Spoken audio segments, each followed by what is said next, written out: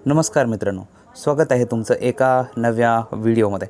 मित्रांनो, आपण महामेश योजनेचे पाठीमागे फॉर्म भरले होते आणि या फॉर्मची या ठिकाणी सबमिटसुद्धा झालेले आहेत आणि त्यांची फायनली या ठिकाणी पात्र अपात्रतेची यादीसुद्धा या ठिकाणी आलेली आहे।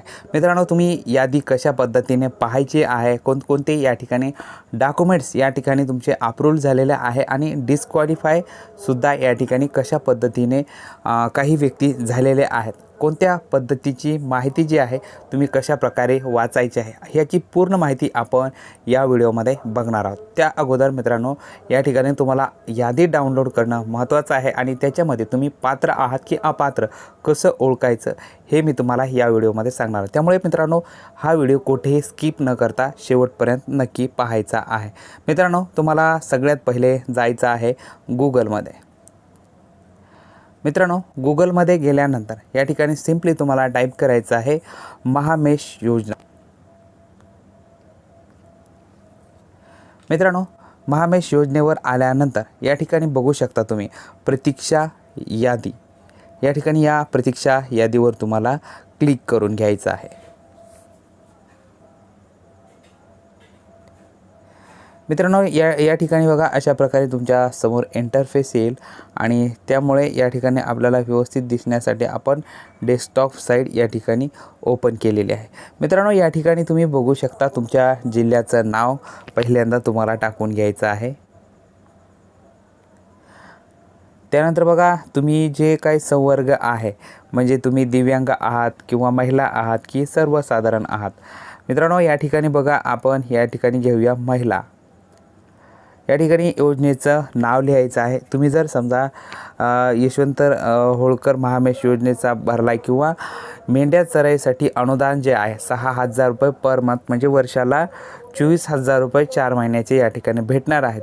तुम्ही कोणत्या योजनेसाठी अप्लाय केलेला आहे ते स्पेशल या ठिकाणी तुम्ही यादी डाउनलोड करायची आहे। मेंढ्यासाठी चराई अनुदानची एक वेगळी यादी आहे, राजे यशवंतराव होळकर महामेश योजनेची वेगळी आहे। तुम्हाला जेही यादी पाहिजे असेल त्या यादीचं तुम्ही या ठिकाणी संक्षिप्तपणे या ठिकाणी ती यादी डाउनलोड करून घ्यायची आहे। मित्रांनो, या ठिकाणी बघा आपण राजे यशवंतराव होळकर महामेश योजना याची जी आहे यादी ती पहिले डाउनलोड करून घेऊया। या ठिकाणी संवर्ग तुम्ही टाकून घ्यायचा आहे महिला। या ठिकाणी जो काही घटक आहेत हे घटक या ठिकाणी टाकून घ्यायचे आहेत। घटक जे आहे आपण पहिल्यांदा कायमस्वरूपी एका ठिकाणी राहून हे आपण एक उदाहरण या ठिकाणी म्हणून घेणार आहोत।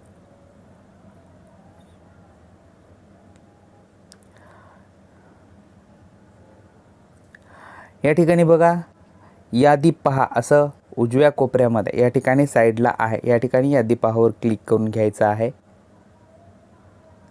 या ठिकाणी बघा अशा पद्धतीने तुमच्या समोर जी काही यादी आहे ही यादी तुमच्या समोर येईल। या ठिकाणी बघू शकता मित्रांनो, या ठिकाणी जे काय आहे निवड प्राधान्य, अर्ज क्रमांक आहे, कॉम्पोनंट ID आहे, अर्जदाराचे नाव आहे, मोबाईल क्रमांक आहे, त्याचबरोबर गाव तुमच्या कोणत्या गावातून तुम्ही अर्ज केला, तालुका, त्याच्यानंतर लिंग असेल, प्राधान्यक्रम आहे, त्यानंतर निवडीचे जे काही निकष आहेत या निकषामध्ये तुम्ही कोणत्या बाबीमध्ये बसता याचं जे काही निकष आहेत ते लिहिलेले आहेत। त्यानंतर कागदपत्रे अपलोड करण्यास पात्र आहात की नाही, या ठिकाणी बघा हे सर्वात इम्पॉर्टंट बाब आहे। या ठिकाणी जर कागदपत्र निवडण्यास पात्र आहात या ठिकाणी आहे असेल तर तुम्ही या ठिकाणी पात्र आहात।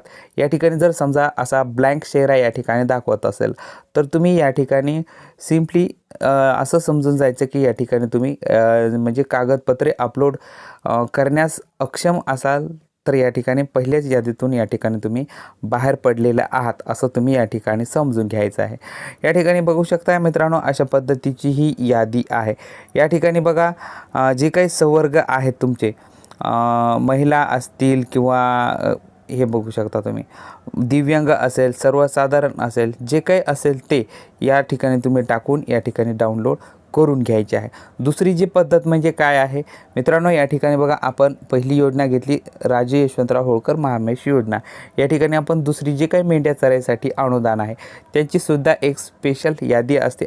ते स्पेशल यादी कशा पद्धतीने डाउनलोड करायची हे बघून घेऊया मित्रांनो। या ठिकाणी बघा संवर्गमध्ये आपण घेऊया महिला। या ठिकाणी राजे यशवंतराव महामेश योजना जे आहे यामध्ये जे आहे तालुका गंगाखेड, यामध्ये मेंढ्या चराईसाठी अनुदान यावर तुम्ही टॅप करून घ्यायचं आहे। आणि त्यानंतर 16 मेंढ्या किमान प्लस 20 मेंढ्यांना ही जी तुम्ही या ठिकाणी स्कीम घेतलेली आहे ती स्कीम या ठिकाणी तुम्ही टाकून घ्यायची आहे। त्यानंतर बघा संवर्ग असेल, तुम्ही महिला असाल किंवा सर्वसाधारण असाल, जेही असेल ते तालुका या ठिकाणी टाकून घ्यायचा आहे। आणि या ठिकाणी बघा परत उजव्या कोपऱ्यामध्ये यादी पहा यावर तुम्ही क्लिक करून घ्यायचं आहे। या ठिकाणी बघा अशा पद्धतीने जी काही सर्वसाधारणची यादी आलेली आहे मित्रांनो, सर्वसाधारण यादी अलग आहे आणि महिलांची यादी अलग आहे। मी तुम्हाला फॉर्म भरत असताना सांगितलं होतं की जास्तीत जास्त ज्या काही महिला आहेत त्या महिलांनी फॉर्म भरून घ्यायचा आहे, कारण या ठिकाणी तुमचं यादीमध्ये पात्रतेचे निकष आहेत ते निकष जास्त आहेत। या ठिकाणी बघू शकता वेगवेगळ्या जिल्ह्यांसाठी वेगवेगळ्या जागा होत्या आणि मेंढ्या चराई अनुदानासाठी सुद्धा जास्त प्रमाणामध्ये जागा होत्या।